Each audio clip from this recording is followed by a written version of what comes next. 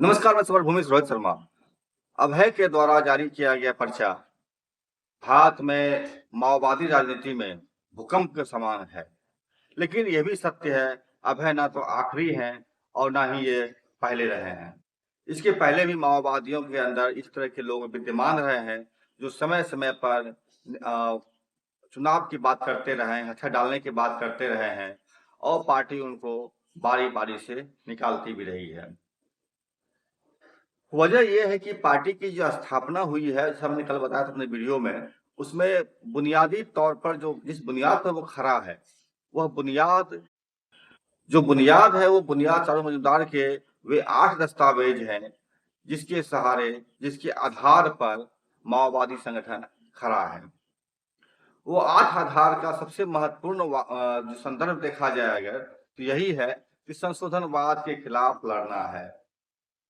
और उसके बाद से ये लड़ाई चलती रही है और सर्वजला की मृत्यु के बाद भी इस तरह के लोग आते रहे हैं पार्टी के अंदर, जो कि चुनाव की बात करते रहे हैं, सशस्त्र संघर्ष को छोड़ते रहे हैं। इसमें सीपीआईएम लिबरेशन बहुत ही महत्वपूर्ण रूप में सामने दिखाई पड़ रहा है, जिसके महासचिव आज दीपांकर भट्टाचार्य हैं। और इसी बुर्जुआ राजनीति में जिस चुनाव में सर आजमा रहे हैं, कभी 10 सीट, कभी 5 सीट, प्रधानमंत्री बनने का सपना जो उन्होंने देखा होगा या फिर उनकी पार्टी ने जो सोचा होगा, आधार बदल देंगे, जमीन बदल देंगे, आसमान बदल देंगे, वो सब कुछ कहानियों में सिमट गई।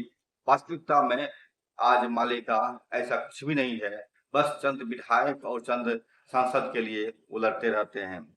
अभी जिस तरह से वोट चोरी का मामला चल रहा है, इसने चुनावी राजनीति पर और सबसे बड़ा प्रश्न चिन्ह लगा दिया है। इस चुनावी राजनीति में जहां पर के वोट चोरी अब साबित हो चुका है, वहां पर चुनाव में आकर के आखिर क्या कर लेंगे आप? बहरहाल हम बताना चाहेंगे आपको कि चारों मजूमदार के जो 8 दस्तावेज थे, उसका संशोधनवाद का जो स्वरूप था, सबसे बड़ा हमला उन्होंने इसी पर किया था। और यह ऐसा नहीं था कि वो एक बार ही लिखे गए हैं, ये क्रमबद्ध तरीके से क्रम बाय क्रम अब कई अवधियों में लिखे गए हैं। इसमें पहला प्रस्ताव दस्तावेज जो उनका था, वो था वर्तमान स्थिति में हमारे कर्तव्य। इसको इन्होंने 28/2/65 को लिखा था। इसमें बाद दूसरा दस्तावेज वो लिखे थे, संशोधनवाद के खिलाफ संघर्ष कर जनता की जनवादी क्रांति को सफल बनाएं। ये उन्होंने डेट नहीं दिया हुआ है, लेकिन इसके बाद उन्होंने इसको लिखा है। इसमें की तमाम आंदोलनों का एक विश्लेषण वो किए हैं। फिर तेभागा रहा है, तेलंगाना रहा है, तेलंगाना नहीं है, तेभागा जरूर है। तो ये उनका विश्लेषण था। इसके बाद तीसरा दस्तावेज उन्होंने लिखा था, भारत के स्वतः स्फूर्त क्रांतिकारी सैलाब का स्रोत क्या है? आप देखते होंगे कई बार स्वतः स्फूर्त तरीके से आंदोलन होने लगता है, विद्रोह होने लगता है, तो उसका स्रोत क्या है? इसका उन्होंने विश्लेषण किया है। और ये विश्लेषण उन्होंने किया है आपको 6/4/65 को, तीसरे दस्तावेज में। चौथा दस्तावेज वो फिर से लिखते हैं, आधुनिक संशोधनवाद के खिलाफ संघर्ष चलाते जाएं। ये उन्होंने लिखा था आपको, इसका भी डेट दिया हुआ इसमें नहीं है, मिसिंग है। पांचवा दस्तावेज उन्होंने लिखा था, जो महत्वपूर्ण दस्तावेज था, वो था 1965 किस संभावना का निर्देश दे रहा है। इसका जो तिथिवार है, संभवतः इसका भी दिया हुआ नहीं है। लेकिन इसके बाद जो छठा दस्तावेज था, संशोधनवाद के खिलाफ समझौताहीन संघर्ष के जरिए सच्ची क्रांतिकारी पार्टी गठन करने का संघर्ष ही आज का प्रधान काम है। ये जो इसके बारे में मैंने कल आपको विस्तार से इस पर बताया था कि किस तरीके से उन्होंने लिखा है, वो 30/6/66 को लिखा था। मतलब 65 से 66 आते आते ये 6 दस्तावेज लिख चुके थे। इसके बाद 7वां दस्तावेज इन्होंने लिखा है, संशोधनवाद के खिलाफ संघर्ष कर सशस्त्र पार्टी जन संघर्ष गठित करें। और इसमें इन्होंने पूरी तरीके से सशस्त्र संघर्ष के लिए चीजों को आह्वान किया। और संयोग से इस पर भी इसका डेट लिखा हुआ नहीं है, लेकिन निश्चित तौर पर 65 के बाद ही लिखी गई है, 66 के बाद लिखी गई, क्योंकि छठा दस्तावेज लिखा गया है 66 में। इसके बाद उन्होंने अंतिम दस्तावेज लिखा है, वो 8वां दस्तावेज है, और 8वां दस्तावेज इसी कारण इसको 8 दस्तावेज कहा गया है। 8वां दस्तावेज जो है, संशोधनवाद के खिलाफ संघर्ष करके ही किसान संघर्ष को आगे बढ़ाना होगा। तो ये 8 दस्तावेज सब बड़ा है और कभी इस पर और चर्चा करेंगे हम। लेकिन यही 8 दस्तावेज जो है आपको अप्रैल 1966 में लिखा गया था, 8वां दस्तावेज। इन सभी 8 दस्तावेज को जो है, जो 64 से लेकर के आपको 67 तक में लिखी गई थी। माफ कीजिएगा, 65 से 28/2/65 से लेकर के 67 बीच में लिखी गई थी ये 8 दस्तावेज। और यही 8 दस्तावेज जो है सीपीआई माओवादी का आधार है। इसी आधार पर सीपीआई माओवादी अपनी तमाम गतिविधियों को सैद्धांतिक था। लेकिन 72 में इनकी मृत्यु के बाद उन्होंने कुछ सुधार भी लाया था व्यवहार में, लेकिन बुनियादी चीजें वही रही। मसलन सशस्त्र क्रांति करना है, नजरवादी क्रांति करनी है, आपको भारत की अर्थव्यवस्था अर्ध सामांतिक अर्ध औपनिवेशिक है। ये कुछ बुनियादी जो उन्होंने डिसीजन किया था वो आज भी मौजूद है। आज जब ये चीजें साफ साफ दिखने लगी है लोगों को, किस तरीके से भारत की अर्थव्यवस्था दिन ब दिन बदतर होती जा रही है, चुनाव में वोट चोरी एक आम चीज बन गया है, चुनाव आयोग जो है वो हाईजैक है, सुप्रीम कोर्ट हाईजैक है, आपको संविधान को बदलने की बात चल रही है और मनुस्मृति स्थापित करने की बात चल रही है। जिस दौर में ये दस्तावेज लिखा गया था 65-66 ईस्वी में, उस समय तो कुछ सुविधाएं भी थी। चुनाव में आप प्रचार प्रसार कर सकते थे, घूम सकते थे, कुछ कर भी सकते थे। अब तो आप अगर आपके मोहल्ले में बिजली नहीं आ रही है और आप सड़क पर निकल के विरोध करते हैं, तो संभव है आप आतंकवादी देशद्रोही बनकर के जेल में सजा काटें या आपके पीठ लाठियों से मार मार कर छलनी कर दी जाए। ऐसे माहौल में जब आपके पास कोई विकल्प नहीं है चुनाव के माध्यम में, जहां हजारों पार्टियां लाइन लगाई हुई है, टकटकी लगाए हुए है कि मुझे 1 सीट या 2 सीट मिल जाए या कुछ भी मिल जाए, वो ऐसे दौर में सीपीआई आज जब सीपीआई माओवादी के प्रवक्ता अभय पत्र जारी करते हैं, तो सोचने वाली बात है कि आखिर वो कर क्या रहे हैं और वो किस दिशा की ओर जा रहे हैं। क्या अभय सीपीआई माओवादी के जो आधार ये 8 दस्तावेज थे उस पर हमला नहीं कर रहे हैं? क्या वो यादव मजूमदार और उनके बाद की जो पीढ़ियां रही है, जो लगातार संघर्ष में जान गंवाई है, क्या उनके साथ गद्दारी नहीं कर रहे हैं? बड़ा सवाल रहेगा। बहरहाल हम इन चीजों को समझने के पहले अभय की जो 6 पन्ने का उन्होंने पत्र जारी किया था उसको सुनना चाहिए और उसको हम आपको बताते हैं। हालांकि आप में से बहुत लोग जान गए होंगे उनके बारे में, लेकिन अगर हम इस उनको तब तो नहीं जानते अगर हैं, तो हम फिर यह भी नहीं समझ पाएंगे कि किस तरीके से आज सत्ता के साथ गलवहियां करने पर अभय तुल चुके हैं और पार्टी को इसमें घसीट रहे हैं। तो आइए हम आज के एपिसोड में इस पर बात करते हैं, अभय के पत्र पर। और कल जो मैंने बताया था कि जो इस पर बात करने के लिए, उस वीडियो को भी हम अगले ही वीडियो में फिर से प्रोड्यूस करेंगे, क्योंकि उसको समझने के लिए इस वीडियो को समझना बहुत जरूरी है। आइए हम अभय के उस पत्र को देखते हैं, उस पत्र को समझने की कोशिश करते हैं कि अभय क्या सोच रहे हैं, अभय क्या कर रहे हैं।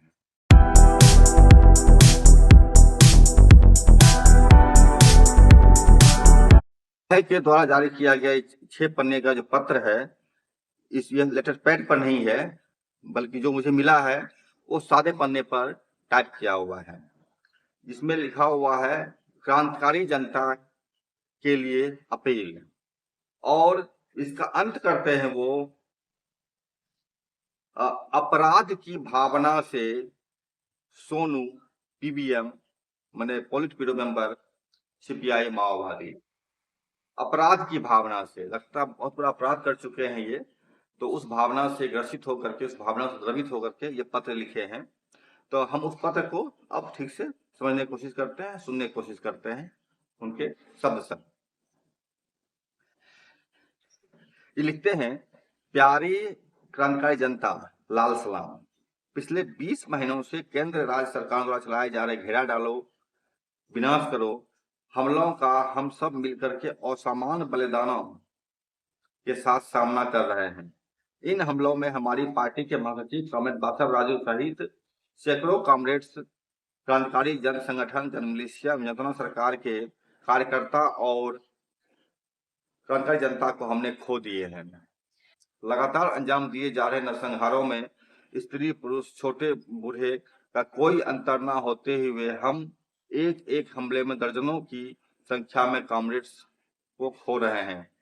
क्रांतिकारी आंदोलन के लिए अपने प्राणों को न्यौछावर कर रहे अमर शहीदों को नामवर क्रांतिकारी श्रद्धा सुमन अर्पित करेंगे।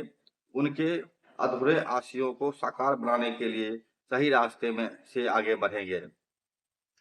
पिछले 5 दशकों से ज्यादा समय से हमारी पार्टी देश के कई क्षेत्रों में क्रांतिकारी आंदोलन को खड़ा किया था। शोषित जनता को गोलबंद कर एवं सुदृढ़ कर उनके न्यायपूर्ण समस्याओं पर उन्हें जन आंदोलनों में उतारा है। कई संघर्षों में जनता बड़े सफलताएं हासिल किए हैं। उन संघर्षों के जरिए जनता मात्र अपने आर्थिक हितों को ही सफल बनाया, बल्कि समाज में सम्मान और पहचान प्राप्त करते हुए हमारी पार्टी को भी बहुत मान्यता दिलवाया है। हमारे लिए जन संघर्ष का अनमोल अनुभवों को भी प्राप्त किए हैं। सॉरी, माफ कीजिएगा। हाँ, अनमोल अनुभवों को भी हम प्राप्त किए हैं। जन संघर्षों द्वारा जनता आत्म सम्मान भरा जिंदगी को भोग करने के अलावा उनके संघर्ष द्वारा उनके जीवनियों में नया रोशनी एवं उम्मीद जगा। मुख्य रूप से महिलाएं अपनी सामरिक संघर्षों द्वारा प्रतिष्ठित सत्ता पर हासिल किए सफलताएं उनके जिंदगियों में भूचाल जैसे बदलावों को दिखाया और महिला मुक्ति के लिए नींव डालकर मजबूत किया। हमारी पार्टी पर आप अपार विश्वास एवं क्रांतिकारी राजनीतियों पर भरपूर उम्मीद के साथ हमारे आचरण को देखकर हमें बहुत प्यार किया। क्रांतिकारियों के अनमोल बलिदानों से हमें आपके दिलों में रख लिया। पार्टी से बताए गए क्रांतिकारी राजनीतियों से अनेक अद्भुत संघर्ष कर आप लोग दुश्मनों के दिलों में घबराहट पैदा कर अभूतपूर्व ढंग से समाज में एक नया क्रांतिकारी शक्ति को पैदा कर पार्टी को नई ऊंचाइयों तक विकसित किया है। आपके संघर्ष, बलिदान, प्यार एवं विश्वास हमारी पार्टी के आचरण में जनयुद्ध को सही परिभाषित कर हमारी पार्टी के लिए एक नया पहचान दिलवाया है। इसके लिए आप बहुत अभिनंदनीय पात्र हैं। आपका हमारी लाल सलाम। प्यारी जनता, हमारी पार्टी के रणनीति दस्तावेज के अनुसार देश के कई हिस्से में क्रांतिकारी आंदोलन को हम विस्तार किया। समाज के अनेक उत्पीड़ित तबकों के जनता को सुदृढ़ किए हैं। शहर, मैदान एवं वनों में श्रमिक जनता को संगठित कर दीर्घकालीन जनयुद्ध की दिशा में क्रांतिकारी आंदोलन का निर्माण करने में हमारी पार्टी समर्पित भावना से अथक प्रयास किया है।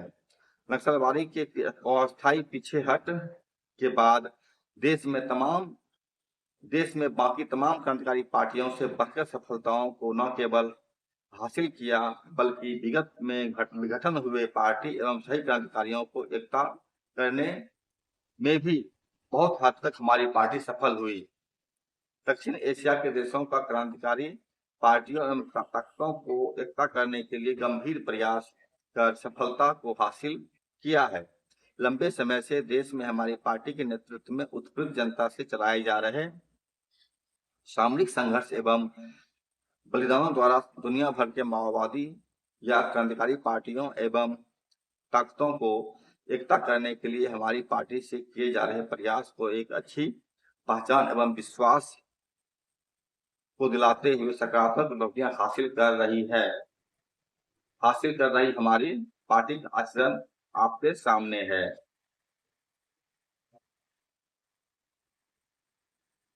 हमारी पार्टी हासिल की उपलब्धि जितने महत्वपूर्ण है, इससे भी ज्यादा गंभीर गलतियां हमारे द्वारा किया गया है।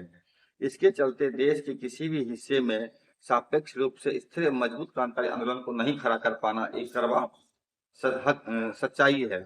दुनिया में और देश में बदल रहे सामाजिक परिस्थितियों को समझने में हमारी पार्टी पहले से ही पीछे है।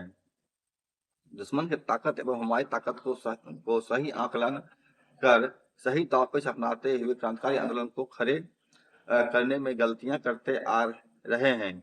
मार्क्सवादी महान हस्तियों का उसूलों को गहराई से अध्ययन कर हमारे देश की ठोस परिस्थितियों के अनुरूप उसे क्रियान्वयन करने में वामपंथी संगठनवाद की शिकार होते आ रहे हैं। एक समय में क्रांति के लिए जन संगठनों की आवश्यकता को ही हमारी पार्टी ने नकारा था। उस गंभीर वामपंथी संगठनवाद गलती से बाहर निकल कर क्रांतिकारी जनता को सुदृढ़ करते हुए क्रांतिकारी संघर्षों के जरिए जन दिशा में क्रांतिकारी आंदोलन को आगे बढ़ाने में अपार बलिदानों से प्रयास किया था, लेकिन उसे बरकरार रखते हुए विकास नहीं कर पाए थी। यह क्रम आप सब जानते हैं।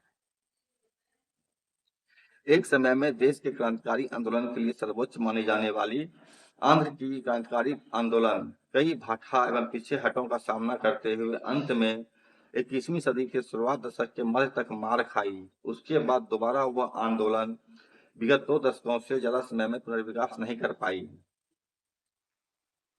इसी बीच में एओबी में बचे हुए बहुत कम साथी नेतृत्व सहित शहीद हुए। इस प्रकार देश के कई हिस्सों में, चाहे एमसीसी, ओडिशा, पश्चिम बंगाल एवं पश्चिम घाट के वन प्रांत हो या किसी राज्य में भी सापेक्ष रूप से स्थिर व मजबूत क्रांतिकारी आंदोलन को नहीं कर पा रहा है। अपार बलिदानों के साथ बनाए गए क्रांतिकारी आंदोलन लगातार भाटा एवं पीछे हटों से ही हर जगह मार खा रही है। इसके पीछे के कारणों को ढूंढ निकाल कर समग्र रूप से समझकर गलतियों को नहीं सुधारने के कारण ही हमारी आंदोलन कहीं भी आगे नहीं बढ़ रहा है। देश की क्रांति ज्वार भाटा पीछे हट एवं हार का शिकार होने में कोई आश्चर्य नहीं है। भाटा से ज्वार की तरफ पीछे हट से आगे बढ़ने की दिशा में आंदोलन विकास होना है, लेकिन हमारे आचरण में बहुत हद तक यह क्रम नहीं चल रही है। दुनिया भर में लगातार बढ़ रही क्रांतिकारी अनुकूल परिस्थितियों को सदुपयोग करते हुए बदलते हुए परिस्थितियों की गतिशीलता को समझते हुए मार खाए क्षेत्रों में दोबारा ताकतवर क्रांतिकारी आंदोलन को खड़ा करने में अब तक हमारी पार्टी कहीं भी सफल नहीं हुई। अपार बलिदानों से, नेतृत्वकारी नुकसानों से, खून बह रही मैदान एवं जंगलों में बन रही असाध परिस्थितियों के बीच में जनता का अपार सहानुभूति रहने के बावजूद अंत में हम अकेले पड़ रहे हैं। एक समय में देश के 16 राज्यों में लगभग 150 जिलाओं में क्रांतिकारी आंदोलन अपने अस्तित्व को दर्ज किया था। इनमें मुख्य रूप से आदिवासी इलाकों में सापेक्षिक रूप से ज्यादा समय ही मजबूत के साथ खड़ा हुआ था। दंडकारण्य बिहार झारखंड में क्रांतिकारी जन आंदोलन मुक्तांचल निर्माण करने का लक्ष्य लेकर नई ऊंचाइयों को छू लिया था। उसके लिए वहां का आर्थिक, राजनीतिक एवं सामाजिक विशेष परिस्थितियों को समझते हुए काम करने के अलावा दुश्मन के कमजोरियों भी बहुत साथ दिया। देश के बाकी हिस्सों की तुलना में इन दो इलाके देर से कमजोर हुई, लेकिन इन दो प्रांत सहित पिछले 1.5 दशक से कहीं भी क्रांतिकारी आंदोलन आगे नहीं बढ़ रही है। इसके लिए एकमात्र कारण यह है कि दुश्मन के लिए अभेद्य रहने वाली भूमिगत पार्टी को खड़ा करते हुए बदलते हुए परिस्थितियों को समझकर सही रूप से क्रांतिकारी सिद्धांत को आचरण में क्रियान्वयन करने में हमारी पार्टी घोर विफलता की शिकार हुई। फलस्वरूप कई दशकों से कड़ी मेहनत एवं बलिदानों के साथ खड़ा कर रही क्रांतिकारी आंदोलनों को दुश्मन के सामने बार बार हार का मुंह देखना पड़ रहा है। वास्तव में हमारी हार के लिए दुश्मन की बहादुर से ज्यादा हमारी कमजोरियां एवं गलतियां ही प्रमुख है। इन्होंने भी चिन्हित किया है। दुश्मन की मजबूती ज्यादा नहीं है, हमारी कमजोरियां प्रमुख है। 70 के दशक में संशोधनवादी पार्टियों के आचरण पर आलोचना करते हुए वामपंथी गलतियां किए थे। बाद के समय में उन गलतियों से बाहर निकलकर 1980 से सशस्त्र संघर्ष को शुरू करने के लिए दृढ़ संकल्प एवं जिद के साथ दीर्घकालीन लोकयुद्ध की दिशा में हथियारबंद दस्तों का निर्माण किए हैं। उसी समय में दुश्मन के लिए अभेद्य रहने वाली भूमिगत पार्टी निर्माण की आवश्यकता को हम छोड़ दिए। यह दूसरे प्रकार के वामपंथी गलती है। हमारे आचरण में, हमारे रग रग में यह काम किया था कि सेना द्वारा हम सब कुछ हासिल कर सकते हैं। इस भावना से और एक बार जनता एवं जनशक्ति और जन आंदोलनों को कम करके देखने वाली वामपंथी संकीर्णतावाद की गलती का शिकार हुए। हमारे आंदोलन की ताकत से बढ़कर परिस्थितियों से मेल नहीं खाने वाली इस कार्यभारों को लेते हुए लगातार मार खा रहे हैं। दंड एवं विजय मतलब बिहार झारखंड में हासिल कर रही सैनिक सफलताओं को ही सब कुछ मानकर बाकी हिस्सों में लगातार मार खा रही पार्टी एवं क्रांतिकारी आंदोलनों को हम गंभीर रूप से ध्यान नहीं दिया था। लगातार मार खाने की पीछे के कारणों को नहीं समझते हुए उसे जहां की वहां स्थानीय पार्टी नेतृत्व की निकम्मापन के रूप में ही देखा था। अलग अलग क्षेत्रों के आंदोलन के लिए वहां की ताकत से बढ़कर कार्यभारों को देते हुए सीसी अपना मनोगत आकलनों से राज्य का आंदोलन को भी नुकसान पहुंचाया। फलस्वरूप आज देश में कहीं भी शक्तिशाली क्रांतिकारी आंदोलन का बात छोड़कर कम से कम बचने की स्थिति को ही खो गई। मार्क्सवाद के लिए प्राणवायु जैसी देश काल परिस्थितियों के अनुरूप आचरण में बदलाव करते हुए आंदोलन को आगे नहीं बढ़ा पाया। हमारी पार्टी से अपनाए गए वामपंथी दुस्साहसिक कार्रवाइयां जहां की वहां अंत में दुश्मन को ही उपयोग होने वाले हथियार बन गया।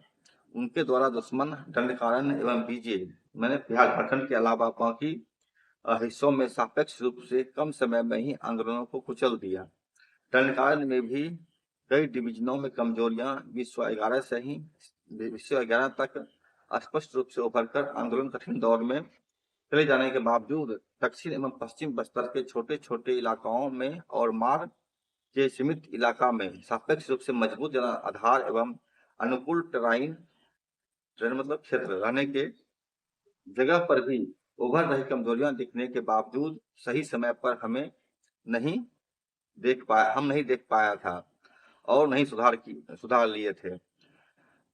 दंडकारण्य में आंदोलन मार खाने के लिए सापेक्ष रूप से कुछ ज्यादा समय लेने के बावजूद अंत में आज वहां पर भी हार का मुंह देख रही है। जो भी हो, रोशनी रहते हुए घर समेटने का काम हम नहीं कर पाए। सही समय पर गलतियों से हमारी पार्टी नहीं उभर पाई।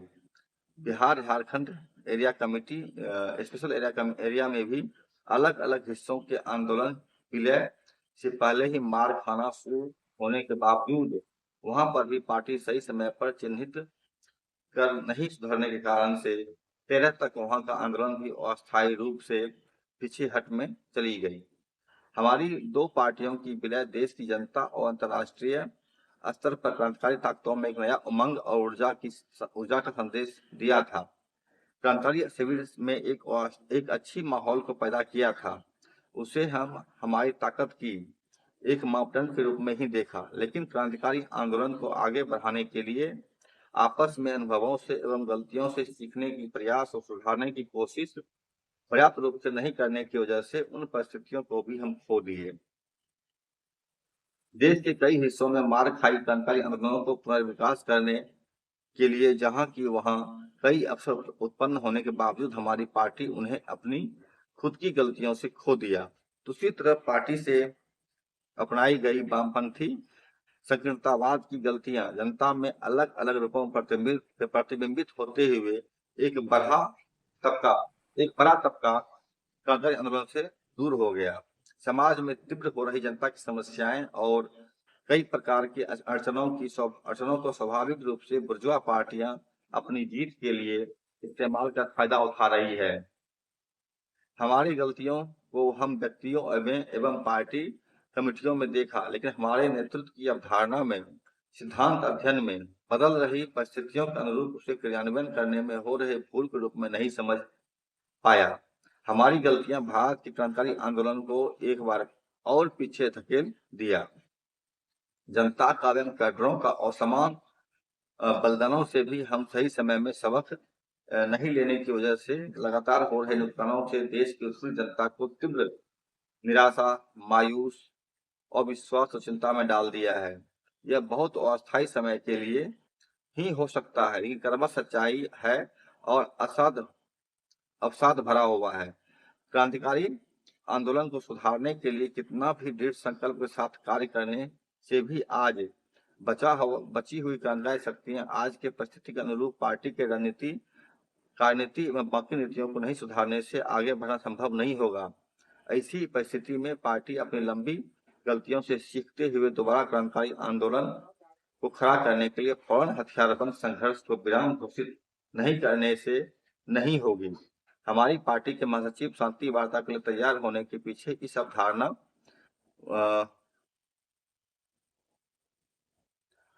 मजबूती के साथ काम किया होगा। अब हम जनता के पास खुला जाकर जन समस्याओं पर उन्हें पुनः सुदृढ़ कर विगत की गलतियां दोबारा न करते हुए क्रांतिकारी आंदोलन को खड़ा करना ही आज पार्टी के सामने बचा एकमात्र कर्तव्य है। पार्टी से किए गए गलतियों को अनमोल बलिदानों के साथ कर चुका रहा है। दीर्घकालीन जनयुद्ध की दिशा और हथियारबंद संघर्ष कहते हुए देशकाल परिस्थितियों से बिना संबंध चीन की लाइन के नाम पर काम कर रहे कठपुतलावाद कार्याचरण को तुरंत अलविदा कहकर भारत के देशकाल परिस्थितियों से मेल खाने वाली दिशा में भारत की क्रांति को सफल बनाने के लिए कमर कसना ही पार्टी के सामने बचा एकमात्र कार्यभार है। इसे तहे दिल से समझने के लिए हम व्यापक जनता से अनुरोध कर रहे हैं। क्रांतिकारी आंदोलन में आपको पहुंचाया नुकसान, आप बोझ चुके मुसीबतें, आपसे किए गए असामान्य एवं अतुल्य बलिदानों का जिम्मा हम ले रहे हैं। आप हमारी अपरिपक्व ज्ञान से वस्तुगत परिस्थितियों को बराबर नहीं समझने की गलती और हमारी कार्याचरण में अपनाई हुई वामपंथी संकीर्णतावाद दावपेच के लिए हमें माफ करने की विनती कर रहा हूँ। लंबी आचरण में हुए गलतियों को जिम्मा लेते हुए जनता से हम माफी चाहते हैं। अब आपके बीच में पार्टी नहीं रहने से वर्ग समाज में प्रतिक्रांतिकारी ताकतें आपके प्रति कैसा व्यवहार करेगी और आप पर बदले की भावना से कौन से कदम उठाएगी हम जानते हैं। अब तक आप लोग हमारी पार्टी के नेतृत्व में जंगलों को और संसाधनों को बचा लिए हैं। उन्हें ले जाने के लिए सरकार एवं कारपोरेट घराने साठगांठ होकर वनों को रंजित कर रहे हैं। इन नरसंहारों को हमें फौरन रोकना है। वन एवं संसाधनों को बचाना है। उसके लिए आपके पास बहुत सामरिक अनुभवों का भंडार है, सुदृढ़ संघर्षों की शक्ति है। आप हिम्मत से साथ खड़े होकर अन्याय का सामना करने से और न्यायपूर्ण संघर्ष करने से कोई भी शक्ति आपको कुछ नहीं कर सकती है। जन शक्ति को विरोध करना किसी से नहीं होगा। आप लोग आपके समस्याओं पर लड़ते हुए आपके बीच में से ही ईमानदारी से काम करने वाली ताकतों को सक्षम नेतृत्वकारी के रूप में खड़ा करने की विश्वास हमें है। हम अस्थायी रूप से हथियारबंद संघर्ष को विराम देने की विषय को कृपया समझिए। यह निर्णय लिए बिना रक्षरंजित हो रहे वनों को शांति वनों में तब्दील नहीं कर पाएंगे। यह निर्णय लिए बिना बचा हुआ क्रांतिकारी ताकतों को हम नहीं बचा पाएंगे। इस निर्णय को लिए बिना आपके बलिदानों एवं शहीदों के कुर्बानियों को न्याय नहीं कर पाएंगे। यह हार खेदजनक ही है, लेकिन जीत के लिए एक सीढ़ी के रूप में इस्तेमाल कर मजबूत विश्वास के साथ न्यायपूर्ण जन समस्याओं पर जन संघर्षों के लिए प्रण लेंगे। यह पत्र भी पिछले पत्र की तरह अगस्त 25 में तैयार किया गया था और भेजा बाद में गया था। और लास्ट लिखते हैं, अपराध की भावना से सोनू में पोलिट ब्यूरो मेंबर सीपीआई माओवादी। इस पत्र पर सीपीआई माओवादी के अंदर सहमति नहीं है और सहमति नहीं होने का जो मुख्य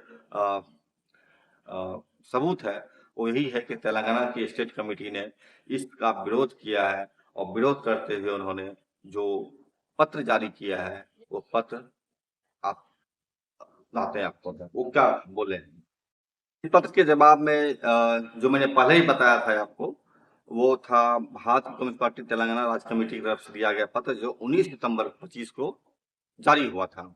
आज से 3 दिन पहले, आज 22 तारीख है जब मैं रिकॉर्ड कर रहा हूँ। वो लिखते हैं, अस्थायी रूप से सशक्त संघर्ष को रोकने की घोषणा जो सोनू पोलित ब्यूरो सदस्य द्वारा अभय नाम से जारी की गई, यह उनका व्यक्तिगत मत है, पार्टी का निर्णय नहीं। प्रिय जनता, केंद्र में भाजपा बहुत समय से क्रांतिकारी आंदोलन को कुचलने की योजनाएं बना रही है और उन्हें लागू कर रही है। जनवरी 24 से उसने कगार के नाम पर बड़े पैमाने पर सैन्य अभियान चलाना शुरू कर दिया, जिसका उद्देश्य नेतृत्व, कैडर और जनता की सफाया करना है। मार्च 25 में कुछ लोकतांत्रिक बुद्धिजीवियों ने शांति संवाद समिति का गठन किया और सरकार तथा माओवादी पार्टी के बीच शांति वार्ता कराने का प्रस्ताव रखा। उस प्रस्ताव के जवाब में केंद्रीय समिति ने घोषणा की कि शांतिपूर्ण माहौल में चर्चा होने के लिए कॉम्बिंग ऑपरेशन को रोका जाना चाहिए, हत्याएं बंद होनी चाहिए और नई अफवाहों की स्थापना तुरंत रोकनी चाहिए। लेकिन केंद्र सरकार ने तनिक भी ढील दिए बिना अपने सैन्य हमले जारी रखे और दहशत फैलाकर खून बहाया। अभय के पत्र के बाद भी लगातार वहां पर हम ऑपरेशन चल रहा है और हत्याएं हो रही है, ये फैक्ट है। केंद्रीय गृह मंत्री बार-बार घोषणा कर रहे हैं कि वे मार्च 26 तक माओवादी पार्टी का सफाया कर देंगे। इसी समय तेलंगाना और आंध्र की जनता और संगठनों ने कगार अभियान रोकने की अपील की। पूरे देश में अनेक बुद्धिजीवियों, संगठनों और प्रसिद्ध व्यक्तियों ने युद्ध रोकने की मांग की। अन्य राज्यों में भी इस विषय पर बैठकें आयोजित की गई। लगभग सभी राजनीतिक पार्टियों ने गहरी चिंता व्यक्त की और मांग की कि कगार अभियान को बंद किया जाए। इसके बावजूद भाजपा नेतृत्व ने संविधान और कानून की अवहेलना करते हुए फांसीवादी सोच के साथ अपने विनाशकारी कार्यक्रम को जारी रखने की घोषणा की। इसी पृष्ठभूमि में हमलों की तीव्रता बढ़ गई। 21 मई को पार्टी महासचिव समेत एक टीम पर हमला किया गया। महासचिव सहित 28 साथी शहीद हो गए। जून, जुलाई, अगस्त और सितंबर में भी अन्य घटनाओं में केंद्रीय समिति के सदस्य उदय उर्फ गजराला रवि, मोडेम बालकृष्ण और प्रवेश सोरेन झारखंड, इसके बारे में मैंने बताया था इनके बारे में कि झारखंड में सीसीएम एक थे माओवादी के जो शहीद हुए। राज्य समिति के सदस्य गौतम, भास्कर, अरुणा, जगन उर्फ पंडन्ना, पांडु उर्फ चंद्रहास और कई अन्य साथी भी शहीद हो गए। जिला और क्षेत्रीय समिति के अनेक सदस्य भी शहीद हो गए। ऐसी परिस्थितियों में कुछ राज्य कमेटी सदस्य और निचले स्तर के समिति सदस्य स्वास्थ्य कारणों से और पार्टी की अनुमति लेकर आत्मसमर्पण कर चुके हैं। हालांकि पूरे देश में कगार अभियान को रोकने की मांग उठ रही थी। भाजपा ने अपनी जन विरोधी नीति के तहत इस नरसंहार अभियान को जारी रखा।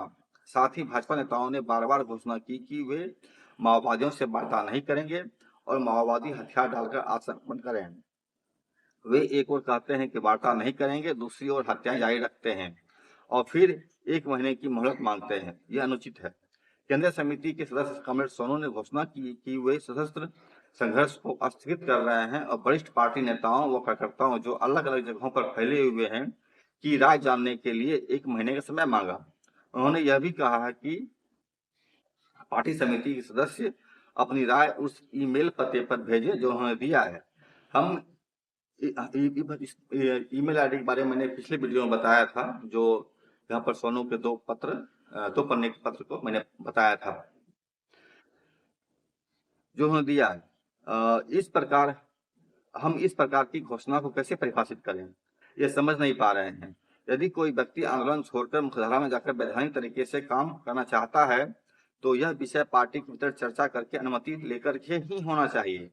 अगर उन्होंने अपनी राय पार्टी चैनलों के माध्यम से दी होती तो उन्हें उनके प्रश्नों के उत्तर मिल जाते, लेकिन इस तरह एक महत्वपूर्ण विषय को सार्वजनिक करके उन्होंने पार्टी पंक्तियों और क्रांतिकारी शिविर में भ्रम पैदा कर दिया। उनका चुना हुआ तरीका आंदोलन के हित में नहीं बल्कि हानिकारक है। आज कोई भी पार्टी ऐसे विषयों को इंटरनेट पर सार्वजनिक चर्चा में नहीं रखती। इतनी कड़ी दंडात्मक परिस्थितियों में लोकतांत्रिक केंद्रीकरण के सिद्धांतों से बंधी एक गुप्त पार्टी इतनी अविवेकपूर्ण कार्रवाई नहीं कर सकती। पूरी पार्टी ऊपर से नीचे तक आज जिन समस्याओं का सामना कर रही है उन पर गंभीरता से सोच रही है। कोई भी अनावश्यक हानि उठाना नहीं चाहता, इसलिए इस विषय का समाधान सार्वजनिक घोषणाओं से नहीं हो सकता। हमें यह समझना होगा कि ऐसे क्रूर दमन अभियानों से बड़े नुकसान होते हैं। समाधान तुरंत नहीं भी मिल सकता।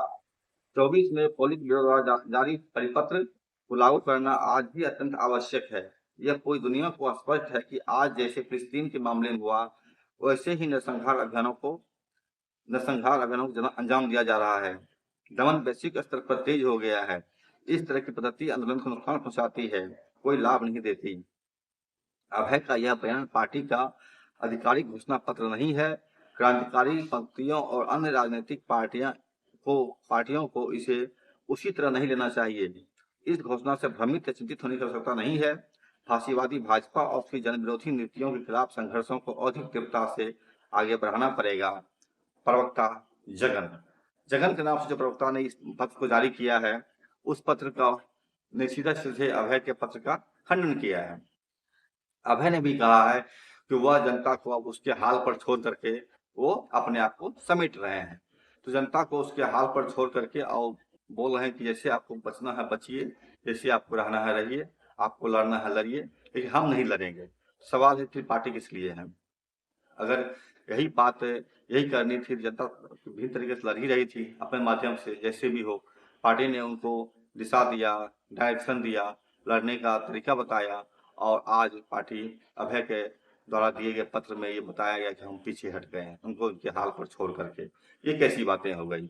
तो ये दोनों दो पत्र थे, जो अभय का था और जो उनके बाद उनके पत्र के जवाब में जगन का आया तेलंगाना स्टेट कमेटी की तरफ से।